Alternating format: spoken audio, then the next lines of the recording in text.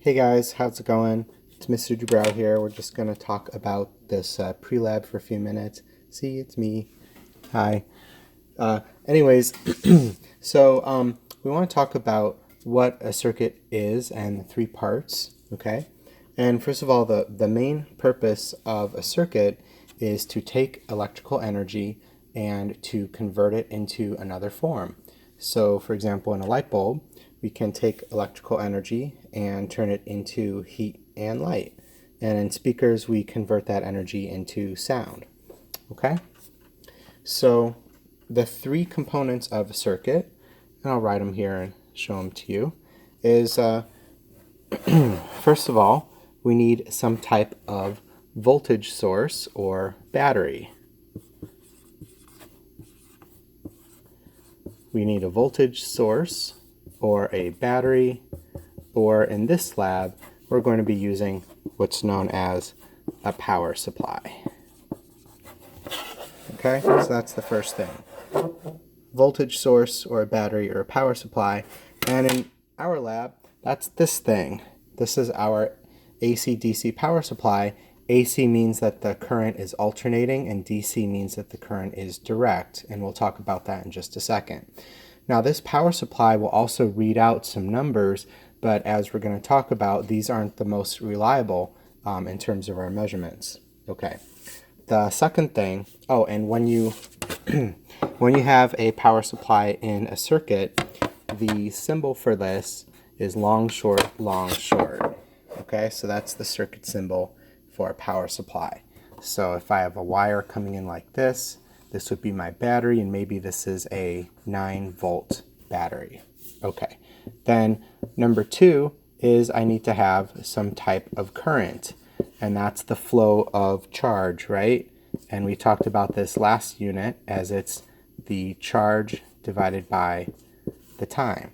So that's our current, and that's going to be measured in amps. And like we said, amps is a lot of current, and for that reason, we're going to try to keep the amps down in this lab to about 0.1 to 0.2 amps, okay? And so we'll talk about that when we get to the ammeter, that if we see numbers bigger than that, we need to stop immediately for safety concerns. Okay, and then the third piece of a circuit is some type of resistance. And this is the thing that actually turns the electrical energy into something else.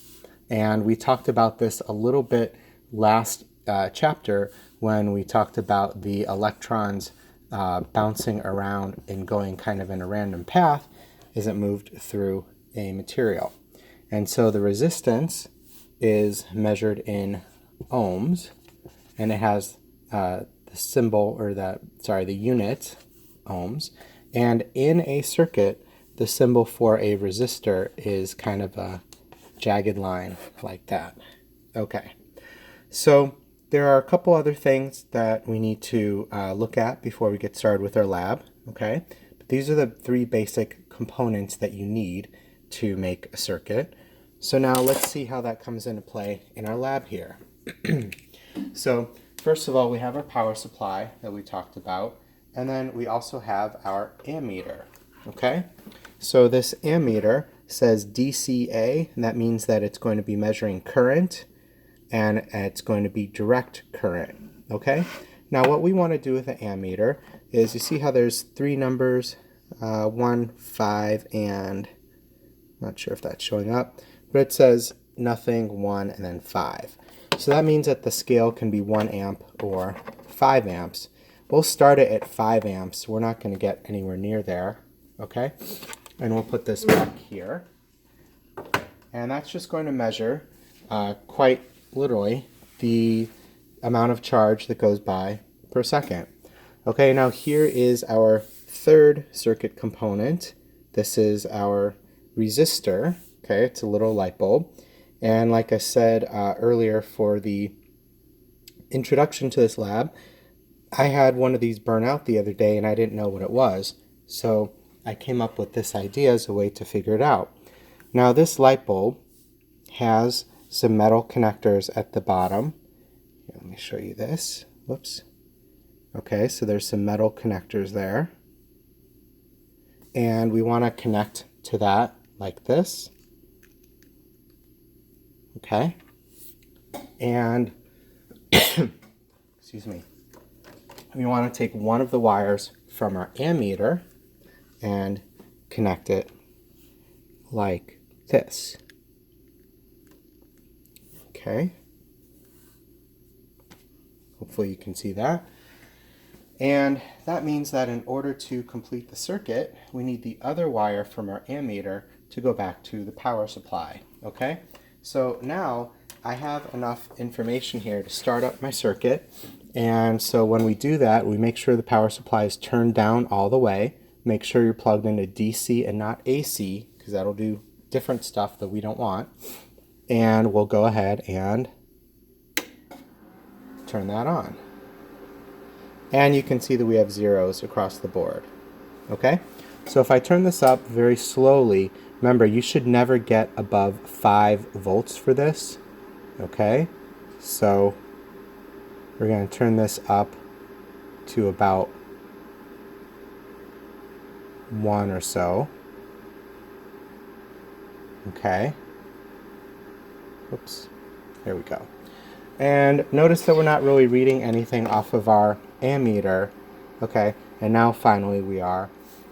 This is on the 5 setting. Not sure if you can see that. So I want to go ahead and switch this over to the 1. And of course, as a safety consideration, we want to make sure not to touch any of these leads while it's plugged in. And because it's not registering anything, we're going to switch the order here. Oops. Okay.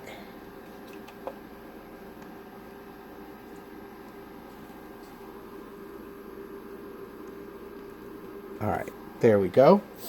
Okay, and actually I had it right the first time. Notice how my needle on there is sort of deflecting to the left. That tells me that I actually had it the right way the first time.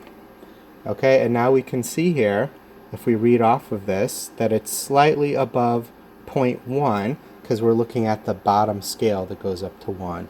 So I would read that off as about 0.12 amps. And notice that it's not going to read exactly the same as the power supply. Okay? And also notice that you can't even see that this light bulb is on, and that's because we're using such a small voltage to kind of keep things safe. Okay? So now what we can do is we can try to measure the voltage, and to do that we're going to bring in our voltmeter. Now, when we had the ammeter going, that was connected in series. We want to know, in other words, how much current is flowing through the light bulb, and it must also go through the ammeter. Okay?